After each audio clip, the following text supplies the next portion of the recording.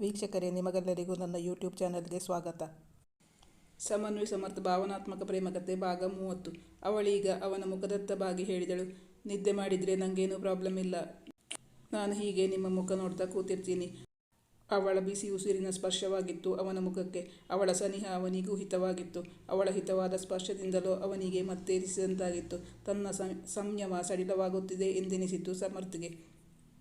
ಮಾತಾಡುತ್ತಿದ್ದವನು sudden ಆಗಿ ಹೊರಟು ಹೋಗಿದ್ದು ಅವಳಿಗೆ ಇನ್ನಿಲ್ಲದ ಆಶ್ಚರ್ಯವಾಗಿತ್ತು. ಇವನೇಕೆ ಹಾಗೆ ಹೊರಟು ಹೋದ? ಅವಳ ಪ್ರಶ್ನೆಯಾಗಿಯೇ ಉಳಿದಿತ್ತು. Beautiful, stunning. ಅವಳ ಕಣ್ಣುಗಳು ಇದೆಲ್ಲ ನಿನಗಾಗಿ ಎಂದು ಹೇಳಿದಂತೆನಿಸಿತು ಅವನಿಗೆ. ಮತ್ತೊಂದು ಕ್ಷಣವೂ ತಡಮಾಡದೆ ಅವಳ ಸನಿಹಕ್ಕೆ ಬಂದಾಗಿತ್ತು. ಸಮನ್ವಿ ಅವನಿಂದ ದೂರ ಸರಿಯಲೆತ್ನಿಸಿದಳು. ಪ್ಲೀಸ್, ದೂರ ನಿಂತ್ಕೊಳ್ಳಿ. ನನ್ನ ಅಲಂಕಾರ ಎಲ್ಲ ಹಾಳಾಗುತ್ತೆ. ಇದು ಒಳ್ಳೆ ಕತೆ ಆಯ್ತಲ್ಲ. ಮತ್ತೆ ನೀನೇ ಅಲ್ವಾ ನನ್ನ ಕರೆದಿದ್ದು. ಈಗ ಬೇಡ ಅಂತ ನನ್ನ ದೂರ ಮಾಡಿದರೆ ಇದು ತಪ್ಪು ಸಮು. ಅವನ ದೃಷ್ಟಿ ಈಗ ಅವಳ ತುಟಿಗಳತ್ತ ಹರಿಯಿತು. ರಸವತ್ತಾದ ಜೇನು ತುಂಬಿದ ತುಟಿಗಳು ಎನಿಸಿತು ಅವನಿಗೆ. ಬಾಗಿದ ಹುಬ್ಬು, ಹರವಾದ ಹಣೆಗೊಂದು ಕೆಂಪು ಬಿಂದಿಯನ್ನು ಹಾಕಿಕೊಂಡಿದ್ದಳು ಸಮನ್ವಿ.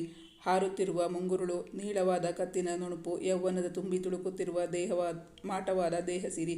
ಸಮರ್ಥ್ಗೆ ತಡೆಯಲಾಗಲಿಲ್ಲ. ಅಸಹಾಯಕತೆ ಇಣುಕಿತು ಅವಳ ಕಣ್ಣುಗಳಲ್ಲಿ. ಎಲ್ಲ ಹಾಳು ಮಾಡಿಬಿಟ್ರಿ. ಅವಳು ಅಳತೊಡಗಿದಳು. ಈಗ ಅಳುವಂಥದ್ದೇನಾಯಿತು? ಸಮರ್ಥ್ ಅವಳನ್ನು ಪ್ರಶ್ನಿಸುತ್ತಿದ್ದ. ಇವತ್ತಿನ ಸಂಚಿಕೆಯಲ್ಲಿ ವೀಕ್ಷಿಸಿ. Thank you for watching.